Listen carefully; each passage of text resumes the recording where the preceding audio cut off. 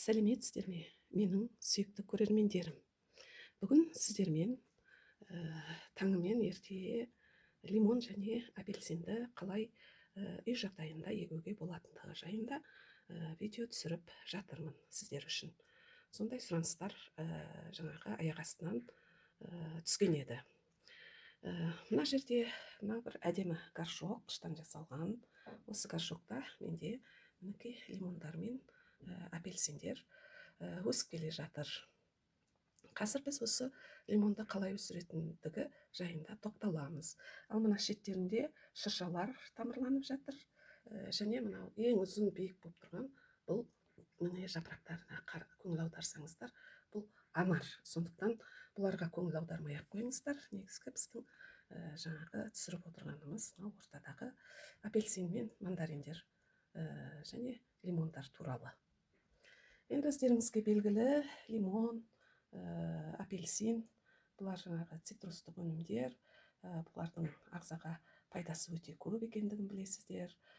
Мен өзіме міндет қойғанмын, жаңағы алдыма үйдегі кислородты жаңағы тазартып тұру үшін осындай пайдалы өнімдерді жаңағы өсіруді мақсат еттім. Бәрібірде гүлдерді де егеміз ғой, өзіме сүйікті гүлдерім бар, және сонымен бірге көбінесе осы әртүрлі жаңағы экзотикалық және тағамдарға пайдаланатын осындай жемістерді жасыл гүл ретінде үйдің ауасын тазартуға және сәнді болып тұру үшін осылай егіп тұрамын.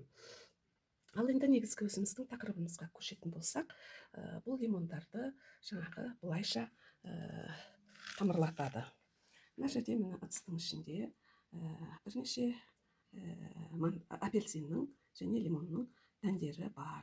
Оларды осыдан бір апта бұрын жаңағындай мынандай неге орап, жұқа ауа өтетін салфетка дейміз ғой, соған орап, күнде сыртына су сеуіп, дымқылдап, сосын суы кеуіп қала береді ғой, бұның суы кеппес үшін мынадай кез келген қақпақпен жауып қоямын да, ара-тұра арасында жаңағы біраз уақыт ауаны да беріп тұрамын. Кейде ашып қоямын бір жарты сағатқа, қайтадан сосын жауып қоямын. Міне осылай жаңағы бір апта өтті. Мұның арасында жаңағы дәндер бар. Қазір осы дәндерді ашып көрейік.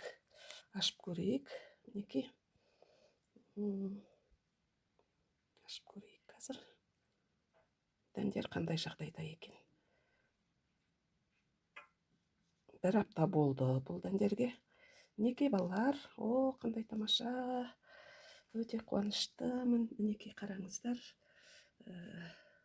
Бұлардың көлеңке түсіп тұр ғой. Барлығы жаңағыдай әдемі, мінекей жарылып, тамыр беріп жатыр екен. Мына жердегі екеуі шетіндегі. Бұларды алып тастай тұрайық. Бізге қажеттісі мынау жаңағы лимон мен мандарин. Қалай қылса анық жеткізе аламыз біз бұларды. Мінекей. Міне осылайша жылы жерде, суда және ауа жеткілікті болып тұрған жағдайда кез келген дән осылайша жарылып, тамырлай бастайды. Үй жағдайында оңай өсіруге болады. Қазір енді осы тамырлап келе жатқан дәндерді біз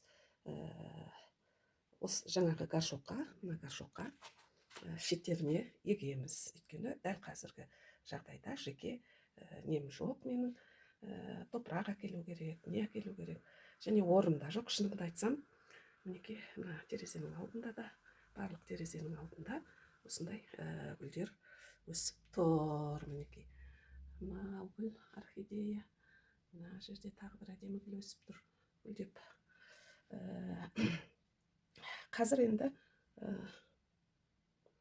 жаңағы гүлді егуге алдымен мына жерлерді горшоктың ішінен бұлай орындар дайындап алайық. 1, 2 орын, 3 орын, 4 орын.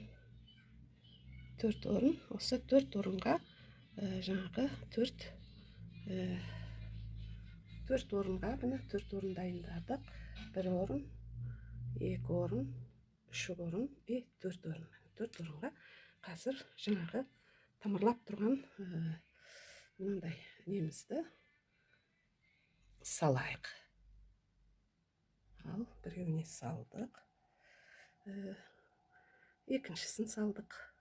Міне қатты шұңқырламаймыз. Үшіншісін салдық. Және